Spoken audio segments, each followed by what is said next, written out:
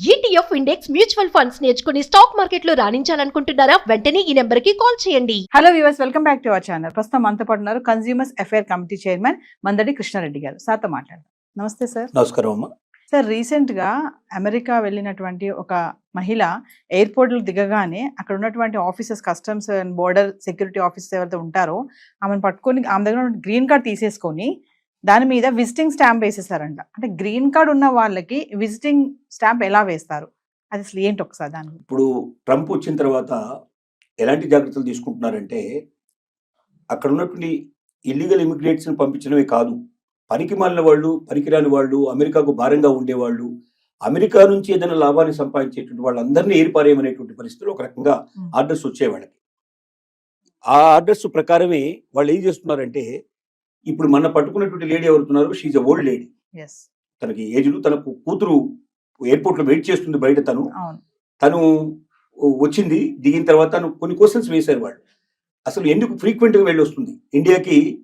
సంవత్సరంలో చాలా సార్లు వెళ్ళరవడం, ఇండియాకి వెళ్తుంది, మళ్ళీ అమెరికా వస్తుంది, మళ్ళీ ఇండియాకి వెళ్తుంది, మళ్ళీ అమెరికా వస్తుంది, ఇలా తిరుగుతుంది ఆవిడ. ఇన్నిసార్లు విజిట్ చేస్తున్నావు దేనికోసం? నువ్వు ఏమైనా బిజినెస్ చేస్తున్నావా? నువ్వు అమెరికాలో బిజినెస్ ఏమి లేవు, కానీ ఇండియాలో ఏమైనా బిజినెస్ చేస్తున్నావా? అమెరికా ఏమంటుని ఇండియాకు తీసుకెళ్లే ప్రయత్నం జరుగుతోందా? ఇలాంటివన్నీ వాళ్ళు క్వశ్చన్స్ వేశారు. ఈ క్వశ్చన్స్ లో తనకి ఇంగ్లీష్ 100% తనకు రాదు, కొంత వచ్చు కొంత రాదు. తను చెప్పిన ఆన్సర్స్ తికమగ్గా ఉన్నాయి, సూట్ అవ్వట్లేదు. రెండోది ఏంటంటే, తనకు సంబంధించినటువంటి వాట్సాప్లు కానీ లేకపోతే మిగతావి కానీ వాళ్ళు కొంత వెరిఫికేషన్ చేస్తే అమెరికాలో ఏదో కొంత బిజినెస్ జరుగుతున్నట్టుగా అనిపించింది. అంటే ఇండియాలో జరుగుతున్నట్టుగా అనిపించింది. అంటే అమెరికాకు సంబంధించిన డబ్బులు ఇక్కడ ఉన్నటువంటి ఇండియన్స్ ని అందరి దగ్గర డబ్బు తీసుకొని తను అమెరికాకు వెళ్ళి, అమెరికా లోపల ఇండియాకు వెళ్ళిన తర్వాత తను అక్కడ బిజినెస్ చేస్తోంది. అంటే ఆ బిజినెస్ ఏదో అమెరికాలో చేస్తే దానివల్ల ట్యాక్సెస్ వస్తే అది అమెరికన్స్కి ఎంతో మేలు జరుగుతుంది. అమెరికాలో ఉన్న డబ్బుని ఇండియాకి తీసుకెళ్ళడం వల్ల ఇండియన్స్ బెనిఫిట్ అవుతారు తప్ప అమెరికన్ బెనిఫిట్ అయ్యే అవకాశాలు లేవు. కాబట్టి వాళ్ళు ఎంతసేపు ఏం చూస్తున్నారంటే, అమెరికాకు బెనిఫిట్ ఎట్లా తీసుకురావాలి, అమెరికాను అగ్రరాజ్యంగా నిలబెట్టాలి, అమెరికా ప్రపంచాన్ని డామినేట్ చేసి రావాలి. ఇప్పుడే ట్రంప్ చెప్పే విధానం ఇదే. అమెరికన్స్ ఇంత ముందుకున్న గ్రేట్ అయిపోవాలి, ఇంతకన్నా చాలా బిగించాలి, ఇప్పుడు ప్రపంచం మీద అంతా ఆధిపత్యం చెలాయించాలి. అలా చెలాయించాలంటే డాలర్ విపరీతమైన రేట్ రావాలి, ఇక్కడ ఉన్న వాళ్ళందరికీ ఉద్యోగాలు రావాలి, ఇక్కడ ఉన్న వాళ్ళందరూ సంపన్నులు అయిపోవాలి. అమెరికాకు ఇతర దేశాలకు మధ్యలో తేడా చాలా విపరీతంగా ఉండాలి, అంటే ఎప్పటికీ అందుకోలేని పరిస్థితి తీసుకురావాలి. అలాంటి పరిస్థితికి నేను తీసుకొస్తానని చెప్పి ప్రామిస్ చేశాడు ట్రంప్. అందుకే ఓట్లు వేశారు. ఓట్లు వేసిన తర్వాత ఏం చేశాడు, ఇల్లీగల్ ఇమిగ్రెంట్స్ ని సంఖ్యలు వేసి మరి తీసుకొచ్చి ఆ దేశాల్లో మొదలుపెట్టాడు. సంఖ్యలు వేయడం అంటే మనకి తెలుసు కదా, మరి అట్లాంటి ఆర్థిక నేరస్తుల్లో మిగతా వాళ్ళని చేసినట్టుగా తీసుకొచ్చేస్తున్నారు. ఇండియాకు తీసుకొచ్చిన వాళ్ళని కూడా సంఖ్యలు వేసి పట్టుకొచ్చారు. ఇప్పటిదాకా వచ్చినట్టు విమానాలనే అట్లాగే వచ్చాయి. సరే, మోడీ వెళ్ళి మనం రిక్వెస్ట్ చేసి మేము మా వాళ్ళని మేము తీసుకొచ్చుకుంటాం, మీరు తీసుకురావాల్సిన అవసరం లేదు, మీరు ఎవరెవరు ఉన్నారు ఇల్లీగల్స్ మీరు గుర్తించండి, వాళ్ళు మాకు అప్పచెప్పండి, మేము తీసుకొచ్చుకుంటాం అని చెప్పాడు. బహుశా అది ఆచరణలోకి రావచ్చు. ఈ లేడీ విషయంలో ఏం జరిగిందంటే, ఒకటి తను సరిగ్గా ఆన్సర్స్ చెప్పకపోవడం వల్ల, తికమక అవడం వల్ల, టాలీ కాకపోవడం వల్ల ఒకటైంది. రెండోది వాళ్ళకి అర్థమైంది ఏంటంటే, ఈవిడ ఇండియాలో వ్యాపారాలు చేస్తోంది, అందుకే ఫ్రీక్వెంట్ గా అమెరికాకు వస్తుంది, అమెరికాలో ఉన్న డబ్బుని ఏదో రకంగా ఇండియాకు వెళ్ళేట్టు చేసి, ఇండియాలో దాని ద్వారా వ్యాపారాలు చేసి ఇండియాకు లబ్ధి చేసేట్టుగా చేస్తుంది తప్ప అమెరికాకు లాస్ చేస్తుంది, అమెరికాకు దీనివల్ల ఏ రకమైన ఉపయోగం లేదు, పైపెచ్చు నష్టం వస్తున్నట్టుగా వాళ్ళకి అనుమానాలు వచ్చాయి. అనుమానాల వల్ల ఏం చేశారంటే, ఈవిడికి పర్మనెంట్ వీసాని, గ్రీన్ కార్డుని క్యాన్సిల్ చేసేసి నీకు టెంపరరీ వీసా, టూరిస్ట్ వీసా నీకు మంజూరు చేస్తున్నావు అన్నట్టుగా ఆ పాస్పోర్ట్ వాళ్ళు స్టాంపింగ్ చేసి ఇచ్చారు. అంటే ఇంకా భవిష్యత్తులో ఇది చేయడానికి వీళ్ళని పరిస్థితులు కల్పించారు. అంటే దీని అర్థం ఏమిటంటే, ఇది ఈవిడకు ఒక్కదానికే కాదు, ప్రపంచంలో అందరికీ దీని ద్వారా ఒక సందేశం పంపించారు. ఎవడైనా వేస్ట్ ఫెలోస్ ఉంటే అమెరికా లోపల వాళ్ళు కూడా మూటామూలే సర్దుకొని మీరు వెళ్ళిపోండి. రెండోది, ఇక్కడ ఉన్నటువంటి సంపదను తీసుకెళ్లి మీ దేశాల లోపల మీరు వ్యాపారాలు చేసుకోవడానికో లేదా అక్కడ మీరు వేరుకో లబ్ధి చేకూర్చే ప్రయత్నం మీరు చేసేట్టు వాళ్ళు ఉన్నారో వాళ్ళందరూ జాగ్రత్త పడండి. ఇక నుంచి భవిష్యత్తులో ఇది నడవు. ఇది ఫస్ట్ కేసు కాదు, అంటే ఇది కేసు ఒకటే కేసు కాదు, ఇంకా భవిష్యత్తులో 100 కేసులు 1000 కేసులు జరిగే అవకాశాలు ఉన్నాయి అని అందరికీ హెచ్చరిక పంపించడానికి దీన్ని ఒక ఉదాహరణగా చేశారు.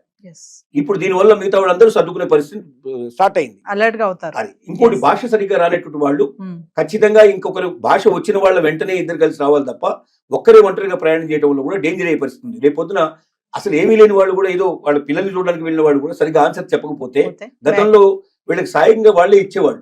ఎవరన్నా భాష తెలిసిన వాళ్ళని, లాంగ్వేజ్ ఎవరైతే చేస్తారో దుబాసీలు అంటారో వీళ్ళని పెట్టి వీళ్ళకి సాయం చేసేవాళ్ళు. ఇక నుంచి సాయం చేయరు వీళ్ళు, ఎందుకంటే వీలైనంత వరకు అమెరికాకు వచ్చే వాళ్ళని తగ్గించాలనుకుంటున్నారు, పెంచాలనుకోవటం లేదు. టూరిస్ట్ వీసా కింద వచ్చిపోతే వాళ్ళకి అభ్యంతరం లేదు, వచ్చి ఓ నెల 2 నెలలు మ్యాక్సిమం 6 months టైం ఇస్తాం. 6 months లో మీరు అమెరికా అంతా తిరగండి, డబ్బంతా ఖర్చు పెట్టండి, మాకు బాగా వచ్చేది చేయండి, మాకు ట్యాక్సీలు వచ్చేది చేయండి, మా వాళ్ళకి ఇక్కడ అమ్మకాలు జరిగేటట్టు చేయండి, మావి కొనుక్కుపోండి. కానీ మీరు ఉన్నవి మా దగ్గర అమ్మడానికో లేకపోతే మా డబ్బును దోచుకుపోవడానికో మా ట్యాక్సెస్ని తగ్గించడానికో మేము ఇక్కడ సిద్ధంగా లేవు. కాబట్టి ప్రపంచ ప్రజలారా జాగ్రత్త పడండి. అమెరికా ఇక ఇలాంటివన్నీ సహించదు, ఇల్లీగల్ ఇమిగ్రెంట్స్ రానివ్వదు, పనికిరాని వేస్ట్ ఫెలోస్ కూడా వద్దు, పర్మనెంట్ వీసాలు కూడా మేము రద్దు చేస్తాం, గ్రీన్ కార్డులు కూడా రద్దు చేస్తాం.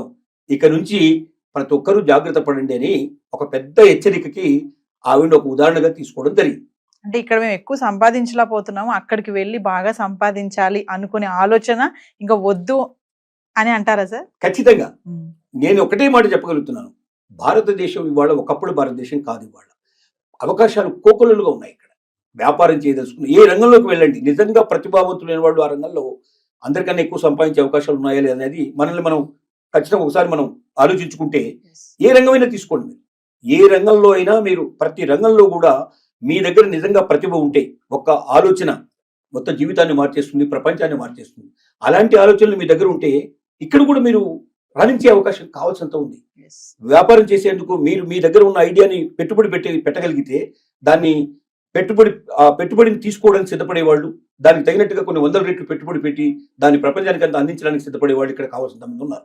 భారతదేశంలో ధనవంతుల కొరత లేదు నిజం చెప్పాలంటే, కానీ ధనం కొద్ది మంది చేతుల్లో ఉంది. మొత్తం దోచంలో దేశంలో సంపద అంతా కూడా 10% దగ్గర ఉంటే 90% దగ్గర డబ్బు తక్కువ ఉండేట్లు పరిస్థితి ఏర్పడింది. కాబట్టి ఈ 10%లో ఉండేట్లు వాళ్ళు కూడా కోకోలుగా వాళ్ళు పెట్టుబడి పెట్టడానికి సిద్ధంగా ఉన్నారు. మీ దగ్గర ఐడియా ఉందా, మీ దగ్గర క్యాపబిలిటీ ఉందా, ఉంటే బయటికి రండి. ఇక్కడే లేని వాళ్ళు అక్కడ పోయి ఏం చేస్తారు? కాబట్టి ఒకప్పుడు అంటే ఇండియాలో అవకాశాలు లేదు కాబట్టి మీరు అమెరికాను వెతుక్కుంటూ వెళ్ళారు. ఇవాళ అవకాశాలు ఇండియాలో ఉన్నాయి. లేదని ఎవరంటే నాకు జాబ్ దొరకటం లేదు, నాకు పని దొరకటం లేదు అంటే వాళ్ళంతా సోమరిపోతు ఇంకోటి లేనట్టు మాట. ఎందుకంటే రోజు మీరు చూడండి, పేపర్ తీయండి ఒకసారి, పేపర్లు తీస్తే కొన్ని వేల జాబ్స్ కనపడతాయి. కానీ మన వాళ్ళు వెతికేది ఏమిటంటే వైట్ కలర్ జాబ్ కావాలి, కష్టపడకుండా సంపాదించాలి, నేను ఎప్పుడు ఏసీలో కూర్చోవాలి, కార్లలో తిరగాలి, ఇలాంటి కోరికలు ఉండేవాడు కష్టం. ఏ జాబ్ అయినా సరే నేను చేస్తానని సిద్ధపడితే జాబ్ దొరకపోవడం కాదు, కావాల్సినంత సంపాదించుకునే అవకాశం ఉంది. ఒక జాబ్ కాదు, పొద్దున్నే మళ్ళీ పార్ట్ టైం కూడా చేసుకునే పాసిబిలిటీస్ ఉన్నాయి. కాబట్టి నేను ఒకటే చెప్పగలుగుతున్నా ఏంటంటే, అలాంటి అమెరికాకు వెళ్ళి అక్కడ బందీలుగా మనం పట్టుబడి సంఖ్యలు వేయించుకొని ఈ దేశానికి వచ్చి ఆ అవమానాలు భరించేదానికన్నా మీ దగ్గర శక్తి ఉంటే, క్యాపబిలిటీ ఉంటే ఈ ఐడియాని ఎలాగ బయటకు తీసుకురావాలి, ఎలాగా ఇవాళ సోషల్ మీడియా కావాల్సినంత తీసుకుంది. మీకు మీ దగ్గర ఒక మంచి ఐడియా ఉంటే మీరు సోషల్ మీడియాకి ఇవ్వండి, ఆటోమేటిక్గా ఎవరు చేరాలో వాడు చేరుతుంది, మిమ్మల్ని వెంటనే వాడే పిలుస్తాడు, వెతుక్కుంటూ వస్తాడు మిమ్మల్ని. కాబట్టి ప్రతిభావంతులారా, మీ ప్రతిభని వేరే దేశాలకు అమ్మడానికి ప్రయత్నం చేయకండి, మన దేశంలోనే మీరు తీసుకొని మీరు రాణించండి, మీరు దాని ద్వారా మన దేశానికి సేవ చేయండి అని చెప్పి మరొకసారి విజ్ఞప్తి చేయాల్సి వస్తుంది. అంటే సార్ ఒక విషయం ఫైనల్ గా చెప్పండి సార్, గ్రీన్ కార్డ్ హోల్డర్స్ ఎవరైతే ఉన్నారో వాళ్ళందరూ కూడా జాగ్రత్తగా ఉండాలి, లేదంటే వాళ్ళ వీసా కూడా రద్దు అయిపోయే ఛాన్సెస్ ఉంది, గ్రీన్ కార్డ్ కూడా పోవచ్చు. ఎంత క్లియర్ గా చెప్పాడంటే, గ్రీన్ కార్డు ఉన్న వాళ్ళ పిల్లలు కూడా అమెరికన్స్ కాదని చెప్పేశాడు. ఇంకా దాని అర్థం ఏంటి?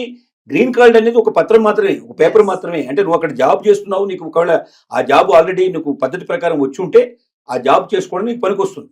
కానీ నువ్వు పర్మనెంట్ రెసిడెన్స్ రాకుండా, పర్మనెంట్ రెసిడెంట్ అనేది మళ్ళీ వేరే, పర్మనెంట్ రెసిడెన్సీ నీకు రాకుండా, నువ్వు రెసిడెంట్ కాకుండా అక్కడ నీకు అమెరికా లోపల అమెరికా పౌరసత్వం నీకు లేదు. అమెరికా పౌరసత్వం అంటే గ్రీన్ కార్డు యొక్క వాల్యూ ఎంత? తాత్కాలికమైంది తప్ప ఏం లేదు. అంటే L1 వీసా లాంటిది ఒక రకంగా చెప్పాలంటే గ్రీన్ కార్డు కూడా. L1 వీసా 3 ఏళ్ళు పనిచేస్తే గ్రీన్ కార్డు ఒక 5 ఏళ్ళు పనిచేస్తుంది, 10 ఏళ్ళు పనిచేస్తుంది, లేదా వాడికి ఎప్పుడు కోపం వస్తే అప్పుడు పంపించేస్తాడు. కాబట్టి గ్రీన్ కార్డు ఉన్నంత మాత్రంలో నేను అమెరికన్ని, ఇంకా నాకు ఏ రకమైనటువంటి ఆపద లేదు, నేను లైఫ్ లాంగ్ ఇక్కడే ఉంటానని ఎవరన్నా కళ్ళు కంటే ఆ కళలు కళ్ళని చెప్పి నిరూపించడానికే మన ఆ లేడీ ఉదంతం అనేది ఒక రకంగా చెప్పుకోవచ్చు. థ్యాంక్ యూ అండి, నమస్కారం.